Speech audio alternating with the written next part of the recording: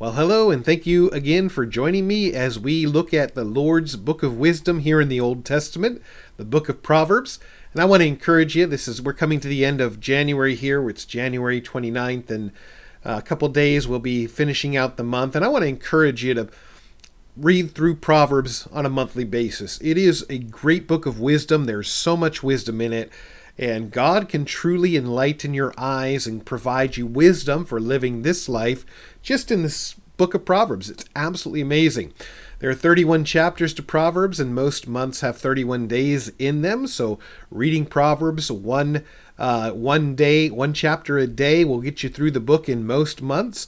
We're coming into February. It'll be February, of course, this year has 28 days, and so just doubling up on a couple of days towards the end of the month will still get you through the book of Proverbs in a month. And so if you didn't read Proverbs in January, don't sweat it. Don't be upset about it. Don't beat yourself up over it. But I encourage you to pick up the book on February 1st and read Proverbs chapter 1, February 1st, and then chapter 2, February 2nd, and read through Proverbs in the book of February and see how God speaks to your heart. You'll see many things in your own life revealed as well as in the life of those around you, and it will be a blessing to you and help you consider how to set up boundaries in your life and how to deal with people who may not be the easiest type of people to deal with, and pitfalls to watch out for. So I really want to encourage you. I'll be finishing up Proverbs here in a few days and getting right back into it on the 1st of February, and I want to encourage you to do so as well. Well, today we're going to look at Proverbs, the last few verses of Proverbs chapter 3, beginning in verse 31 through verse 35. And these are the last few verses of the chapter. But before we do, I want to preface them with some thoughts. You're going to see here as God speaks to Solomon, gives Solomon wisdom, and then Solomon, of course, passing that wisdom on to his son and by extension on to us as well. You're going to see a theme that shows up not just in Proverbs, but in many books of the Bible and through different areas of the Bible. And that is the question arising, or at least how to deal with, not really the question, but how to deal with the situation where we see wicked people prospering in this life when good godly people suffer so much. Have you ever wondered that? Have you wondered why God allows the wicked to be blessed in this life, and why God allows unjust and evil men sometimes to have much in this life when God's people themselves have very little? Sometimes we're talking sometimes living in poverty and struggling to make ends meet, while those who have no regard for God and don't care for God and have maybe even turned from God seem to enjoy the blessings of this life. Well, I want to remind you that even if they do, and the question comes up. It comes up in Proverbs. I'll get right back to that. The question comes up in Psalms. David asks the question, why do the wicked prosper? Asaph, who wrote some of the Psalms, asks the same question. He says, I see the wicked prospering, and I ask myself, is it worth living for God? Is it worth it? Is it worth really doing things for God? Well, I want to remind you of this. This life is not the only life there is. And everything we see in this life, everything someone can gain in this life, be it wealth, fame, power and position, prestige, whatever it is we can gain in this life, it is all going to pass. It is all temporary. It all fades away, and even those who have amassed a lot are going to leave it behind to someone that they have no idea what they're going to do with it. They can gain millions and millions of dollars. They got to give it to somebody. They're not taking it with them when they die. Okay, we stand before God and say, God, I made $3 billion when I was on earth, and I was rich when I died. That's not going to impress God very much. It's not. In fact, it's not going to impress God at all. One can stand before God and say, Lord, I became president of the United States. And you know what? All titles are going to come up short before God. God is king of the universe. That's not going to impress God very much. In fact, what it's going to do is it's going to require so much more when someone stands before God. The Bible says, to whom much is given, much shall be required. And if God allows blessing into our life in an amazing way, or blessing into the life of somebody above somebody else, God is going to require so much more from that person when they stand before him than one who has not received that kind of blessing. But how should the Christian act around those, or how should a Christian act toward those, or toward the thought of those who are wicked and seem to be blessed in this life. Not that God necessarily is blessing them, but they seem to have everything in life that they want and everything they could ever imagine to have. Well, Proverbs chapter 3 reminds us of a few things. So look at here with me, if you will, beginning in verse 31 as we finish out the chapter. Verse 31 says, "Envy thou not the oppressor, and choose none of his ways. For the froward is abomination to the Lord, but his secret is with the righteous. The curse of the Lord is in the house of the wicked, but he blesseth the habitation of the just. Surely he scorneth the scorners, but he giveth grace unto the lowly. The wise shall inherit glory, but shame shall be the promotion of fools." There we go.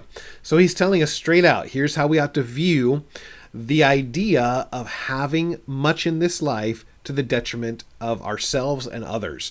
Verse 31, "Envy thou not the oppressor, and choose none of his ways." The oppressor is the one who would hurt others, or who would gain success and fame and prestige and money in this life to the harm, hurt, and detriment of someone else. Okay, the oppressor, someone who hurts others to enrich themselves. Okay, and God says right here, "Envy thou not the oppressor." But that's our hearts. That's what happens in our heart. We see somebody who's a wicked person, and we think, "Oh man, I really wish that I could have what they have." Okay, but oftentimes to get what they have in this life means doing what they do. And if doing what they do is what it takes to get what they have in this life, I want absolutely none of that, and you should not either. And Solomon tells us not to, and God is telling us not to envy them, nor to choose their ways. You know, all of us probably know somebody either in history or even modern day time, or maybe somebody personally who doesn't seem to care too much how they harm others in order to get ahead, in order to make a buck. They're shysters, sometimes tricksters, or they don't really care if what they do, okay, what they sell, the product they make or the product they sell harms others or harms society. They don't really care as long as they're making money. What's it matter? You know, let's print that literature, or let's put out that product that causes harm to other people. As long as I'm making a buck and getting rich, I don't care. But the honest, simple truth is, one day they will care. When they stand before God, they will care. And when it touches someone else's, when it touches their own house, and we'll get to that in a moment, they're going to reconsider as well. Hopefully, prayerfully, they will. We all may know somebody like that. I know when I read that, I think of somebody like a Bernie Madoff, who made millions of dollars through his treachery and through his deception and through his lies, made a lot of money, and lived a very wealthy lifestyle, and enjoyed much that this life and that this world had to offer by way of pleasure. But you know, justice finally caught up with a man like Bernie Madoff. It did. In this life it did. And even if it doesn't in this life, it will in the next. What shall it profit a man to gain the whole world and lose his own soul? It's not worth the cost. It's not. So God says, don't envy that person. Don't envy what they have. Do not envy what they do. Verse 32 says, "For the froward is abomination to the Lord, but his secret is with the righteous." And I mentioned what that word froward means. It means someone who's crooked. That's what it literally means, crooked. It means you can't see around the bend. You don't know what's coming next. Okay, you can't see far enough ahead because he's twisted it so much that he's not showing you the full picture. Okay? The froward is an abomination to the Lord. The word abomination means something that makes someone sick.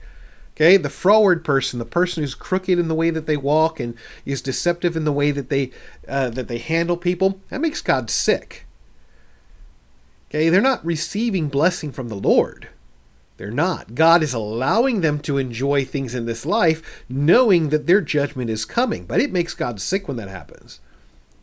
Then he goes on to say, "But his secret is with the righteous."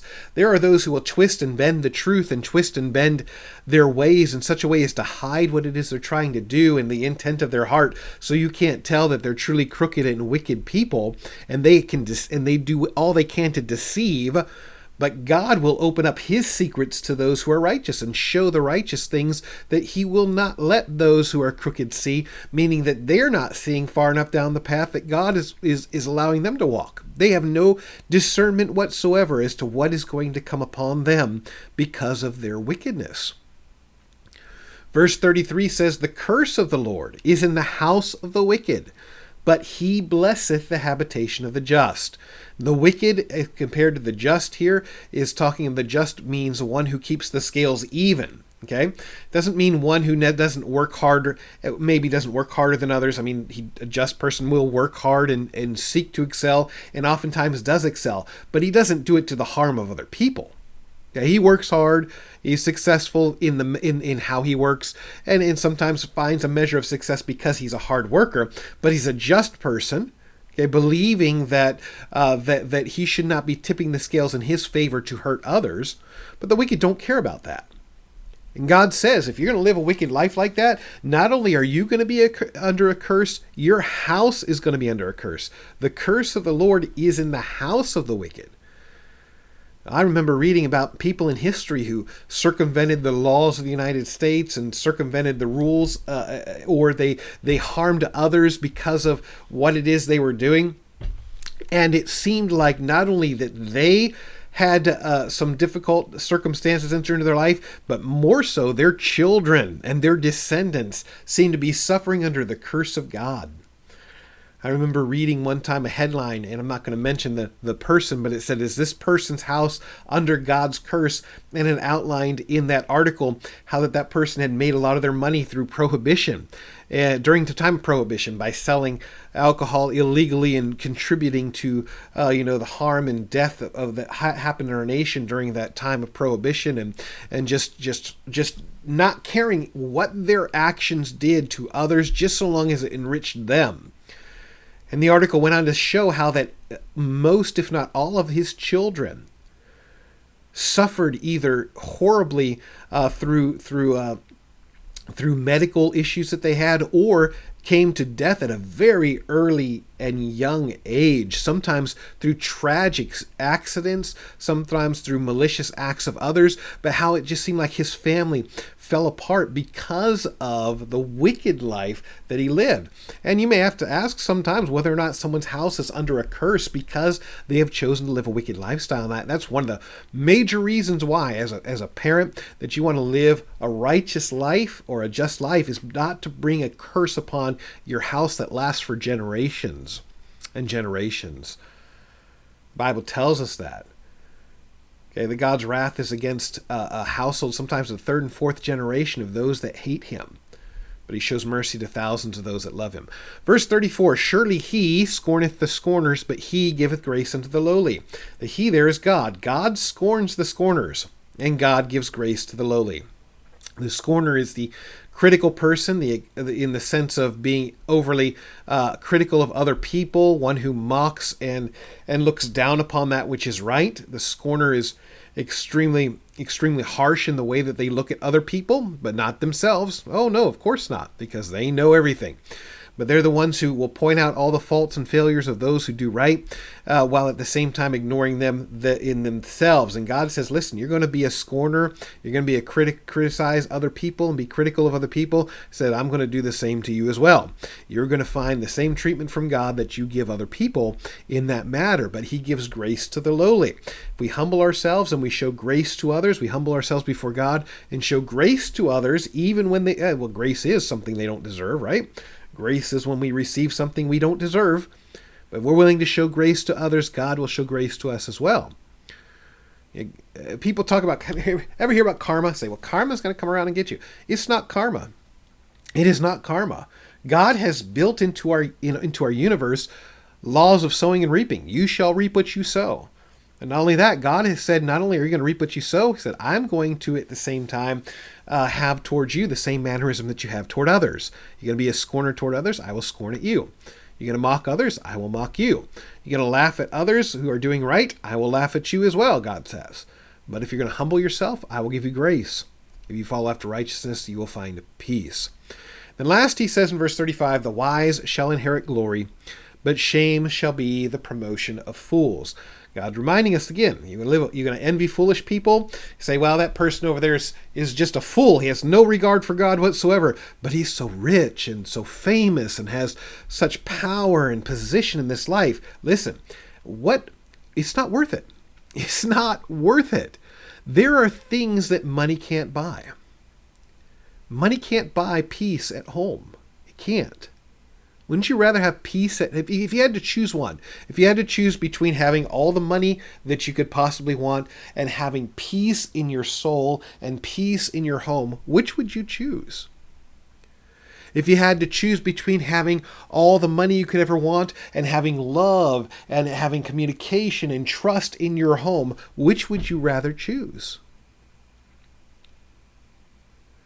The wise shall inherit glory, but shame shall be the promotion of fools. If you had to make a choice. Now, you say, well, I'd love to have the peace and love and trust and communication in my home and the riches too. Yeah, that would be great. It really would. But if I had to make a choice, and oftentimes we do, which are we going to choose? Now, God tells us, when it comes to oppression, when it comes to being froward and crooked, when it comes to being wicked, when it comes to being a scorner, when it comes to being a fool, all of them are on the receiving end of God's judgment and wrath. Those that would do righteously, those that would do justly, those that would walk humbly, those that would walk in wisdom, God says, you shall find promotion and glory. Now let me just clear this up with this last thought. That does not mean that you are going to have it in this life necessarily. There are some that will say that God is going to take from the wicked all of their wealth and all of their power and position and give it to his people in this life. That is not what that's saying.